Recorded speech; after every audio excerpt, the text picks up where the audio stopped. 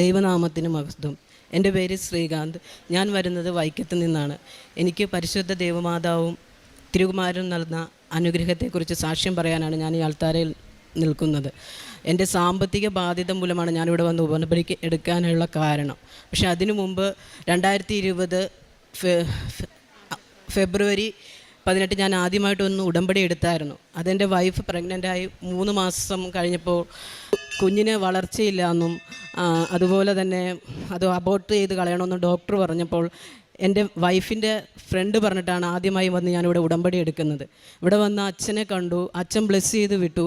അത് കഴിഞ്ഞ് 1 മാസത്തോളം ഞങ്ങൾ നോക്കി. അത് കഴിഞ്ഞ് പിന്നെ സ്കാൻ ചെയ്തപ്പോഴും അത് തന്നെയാണ്. അപ്പോൾ ഇവൾക്ക് ആരോഗ്യപരമായി കുറേ പ്രശ്നങ്ങളൊക്കെ അന്നേരം വന്നു. അപ്പോൾ പിന്നെ ഞങ്ങളത് അബോർട്ട് ചെയ്ത് കളഞ്ഞു. പിന്നെ ഞങ്ങൾ അത് കഴിഞ്ഞ് വിട്ടു. അത് കഴിഞ്ഞ് ഞാൻ ഇൻഫോ പാർക്കിലാണ് ജോലി ചെയ്തുകൊണ്ടിരിക്കുന്നത്. അപ്പോൾ 2022 ആയപ്പം എനിക്ക് ശാരീരികമായ കുറേ പ്രശ്നങ്ങൾ മൂലം എനിക്ക് ജോലിയിൽ നിന്ന് റിസൈൻ ചെയ്യേണ്ടി വന്നു. അപ്പം ഞങ്ങളുടെ പ്രശ്നങ്ങൾ സ്റ്റാർട്ട് ചെയ്തു.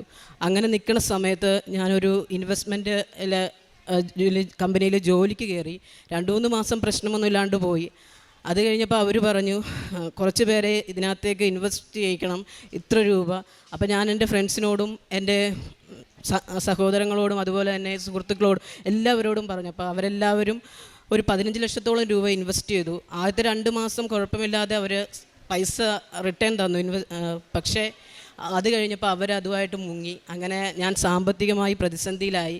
അതിനു മുമ്പ് ജോലി ഉണ്ടായിരുന്ന സമയത്തുണ്ടായിരുന്ന EMIകളും അങ്ങനെ ബാങ്കുകാരും എല്ലാവരും വന്ന് ഒരുപാട് പ്രശ്നമാക്കിയപ്പോഴാണ് ആദ്യം പറഞ്ഞ ആ ഫ്രണ്ട് തന്നെ പിന്നെയും ഉടമ്പടി എടുക്കണമെന്ന് പറഞ്ഞു. അങ്ങനെയാണ് ഞാനിവിടെ വന്ന് ഉടമ്പടി എടുക്കാൻ കാരണമായത്. അത് മാവേലി എക്സ്പ്രസ്സിൽ ചാടി മരിക്കാനായിട്ട് നിന്നിട്ട് ഇവിടെ വന്ന് ഉടമ്പടി എടുത്ത ഒരു ചേച്ചിയുടെ സാക്ഷ്യം കേട്ട് ഓടി വന്നതാണ്. നാളെ എൻ്റെ പ്രശ്നവും മാറുമെന്നുള്ള ഒരിതിൽ ഞാനും ഓടി വന്നാണ് ഉടമ്പടി എടുക്കണേ. പക്ഷേ ആ 3 മാസത്തോളം ഉടമ്പടിയിൽ വേണ്ട കാര്യങ്ങളൊക്കെ ഞാൻ ചെയ്തു. എൻ്റെ കാര്യം നടക്കാൻ വേണ്ടിയിട്ട് കാരുണ്യ പ്രവൃത്തിയാണെങ്കിലും എല്ലാ കാര്യങ്ങളും ഞാൻ ചെയ്തായിരുന്നു. പക്ഷെ എന്നാലും എൻ്റെ സാമ്പത്തിക ബാധ്യതയിൽ ഒരു മാറ്റവും ഇല്ല. എനിക്ക് ജോലിയുമില്ല. പ്രശ്നങ്ങൾ കൂടി വരുന്നു. ആൾക്കാർ വീട്ടിൽ വന്ന് വഴക്ക്, ബഹളം, പുറത്തിറങ്ങാൻ പറ്റാത്ത അവസ്ഥ. പുറത്തിറങ്ങുവാണെങ്കിൽ തന്നെ ആൾക്കാർ ഞങ്ങളെ തെറി പറയണ അവസ്ഥ. വൈഫിന് തന്നെ ഒരുപാട് പ്രശ്നങ്ങൾ അതുവഴി ഉണ്ടായി. അതിൻ്റെ ഇടയ്ക്ക് ഉടമ്പടി എടുത്ത സമയത്താണ് ഇവളുടെ വലത് ബ്രസ്റ്റിന് അവിടെ ഒരു തടിപ്പ് പോലെ വന്നു. അപ്പം അവിടെ കുത്തി വേദന. പക്ഷേ ഡോക്ടറെ പോയി കാണാനുള്ള സാമ്പത്തിക സ്ഥിതിയൊന്നും ഇല്ലാത്തതുകൊണ്ട് ഞാനിവിടെ ഉടമ്പടി എടുത്തപ്പം അതിനകത്ത് പറഞ്ഞ പോലെ ഉടമ്പടി തൈലം കുരിശ് വരച്ച് ഞങ്ങൾ പ്രാർത്ഥിച്ചു.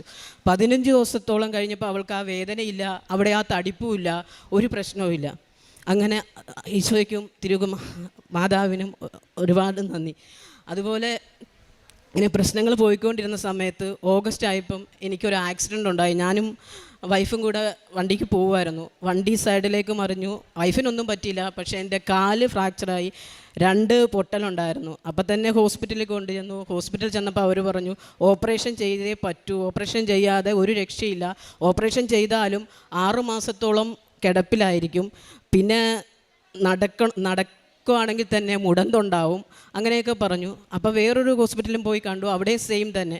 അപ്പോൾ ഞാൻ ഇവളോട് പറഞ്ഞു എന്തായാലും എനിക്ക് ഓപ്പറേഷൻ ചെയ്യാൻ പറ്റില്ല, അതിനുള്ള പൈസയില്ല, പിന്നെ ആകെ എനിക്കുള്ള ഞാൻ അമ്മേനെ വിശ്വസിക്കുന്നു, അമ്മയുടെ തൈലം പുരട്ടും ഞാൻ, അതല്ലാണ്ട് ഞാൻ വേറൊന്നും ചെയ്യില്ല എന്ന് പറഞ്ഞു. പിന്നെ ഡോക്ടറോട് പറഞ്ഞ് പ്ലാസ്റ്റർ ഇട്ട് വീട്ടിലേക്ക് വന്നു. 3 മാസത്തോളം കിടപ്പായിരുന്നു.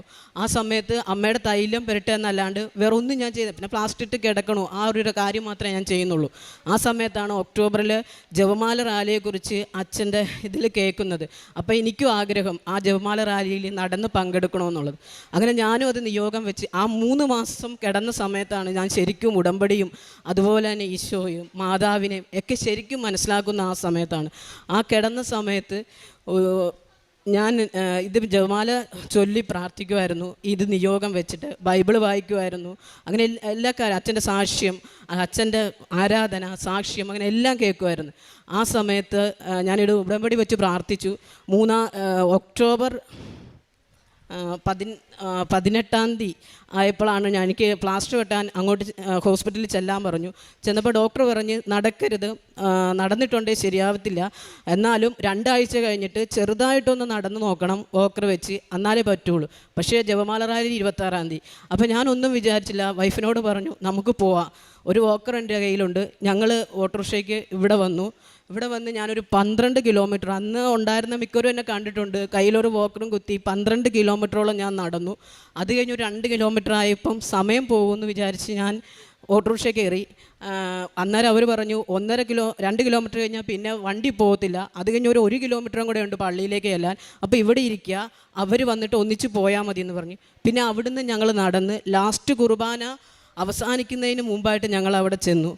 ആ കുർബാനയിലും പങ്കെടുത്തു. തിരിച്ച് ഞങ്ങൾ വീട്ടിലേക്ക് പോന്നു. അതിൽ കഴിഞ്ഞിട്ട് അത് ശനിയാഴ്ച, പിന്നെ ഒരു വെള്ളിയാഴ്ച ആയപ്പം ഞാൻ തന്നെ നടക്കാൻ തുടങ്ങി. പിന്നെ ഞാൻ വോക്കർ ഉപയോഗിച്ചിട്ടില്ല, ഒന്നും ഉപയോഗിച്ചിട്ടില്ല, ഞാൻ നടന്നു. പിന്നെ ഈ ഒക്ടോബർ 26 ജപമാല റാലിയിൽ ഞാൻ പങ്കെടുക്കുകയും ചെയ്ത് അതിന് വോളണ്ടിയറായിട്ട് വർക്ക് ചെയ്യുകയും ചെയ്ത്.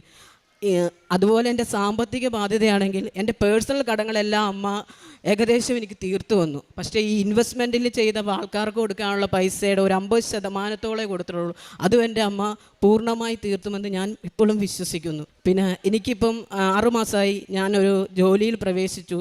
അതും എൻ്റെ അമ്മ തന്നെ, എനിക്ക് ഒരിക്കലും കിട്ടുമെന്ന് പ്രതീക്ഷിച്ചൊരു ജോലിയല്ല. പക്ഷേ അവിടെയും അമ്മ എന്നെ സഹായിച്ചു. എനിക്ക് ജോലിയായി. ഞാനിപ്പോൾ ജോലിയിലാണ്. ഇപ്പോഴും പ്രശ്നങ്ങൾ നടക്കുന്നുണ്ട്, എന്നാലും അവിടെ നിന്നെല്ലാം അമ്മ ഞങ്ങളെ പല രീതിയിൽ സഹായിച്ച്, ഒരുപാട് പേരുടെ സഹായം. എൻ്റെ കൂട്ടുകാർ, ഇപ്പം ഒരു കൂട്ടുകാർ ഇതിൽ ഇൻവെസ്റ്റ് ചെയ്ത ലക്കേൽ എമൗണ്ട് ഇട്ട് ഇൻവെസ്റ്റ് ചെയ്ത ആ കൂട്ടി ഇപ്പോഴും കൂടെ നിന്ന് 1000, 500 ഒക്കെ ആയിട്ട് ഞങ്ങൾക്ക് ഇല്ലായിരുന്ന സമയത്ത് സഹായിച്ചിട്ടുണ്ട്. ഒരുപാട് പ്രതിസന്ധികൾ ഞങ്ങളുടെ ബന്ധുക്കളുടെ ഭാഗത്തു നിന്നാണെങ്കിലും എല്ലായിടത്തു നിന്നും ഞങ്ങൾ ഒരുപാട് പ്രതിസന്ധികൾ ആ സമയത്ത് അഭിമുഖീകരിച്ചിട്ടുണ്ട്. ഇപ്പോൾ അതിൽ നിന്നെല്ലാം കുറച്ച് മാറ്റങ്ങൾ ഞങ്ങൾക്ക് വന്നുകൊണ്ടിരിക്കുന്നു. എല്ലാത്തിനും ഈശോയ്ക്കും മാതാവിനും 1000 നന്ദി പറയുന്നു.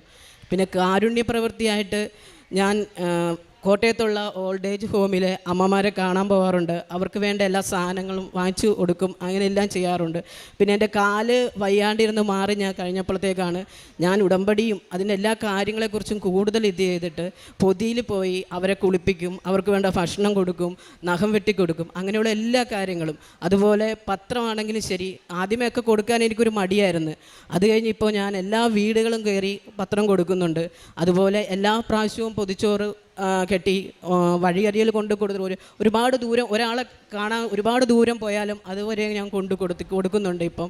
പിന്നെ വിശുദ്ധ കുർബാന കൂടാൻ എല്ലാ രാവിലെയും ഞാൻ, അതും ഈ 3 മാസം കിടന്നപ്പോഴാണ് ഈശോനെ ഞാൻ ശരിക്കും മനസ്സിലാക്കണം. എനിക്ക് ശരിക്കും ഈശോ പള്ളിയിൽ ആ ഒരു ഇത് മാത്രമേ എനിക്ക് അറിയാവുള്ളൂ. പക്ഷേ വിശുദ്ധ കുർബാന എന്താണെന്നും അത് എന്തിനു വേണ്ടി ഇത് അങ്ങനെയുള്ള കാര്യങ്ങളൊക്കെ എനിക്ക് മനസ്സിലായത് ആ 3 മാസം കിടന്നു. അത് കഴിഞ്ഞ് എല്ലാ ദിവസവും രാവിലെ 6 മണിയുടെ കുർബാനയ്ക്ക് ഞങ്ങളുടെ അവിടെയുള്ള പള്ളിയിൽ എല്ലാ ദിവസവും പോകും. പക്ഷെ ഒരു സങ്കടം എന്ന് പറയുമ്പോൾ ആ കുർബാനയുടെ ലാസ്റ്റ് എല്ലാവരും കുർബാന സ്വീകരിക്കാൻ പറ്റാത്ത ഒരു വലിയൊരു സങ്കടമായിട്ട് എനിക്ക് ഫീൽ ചെയ്യുന്നുണ്ട്.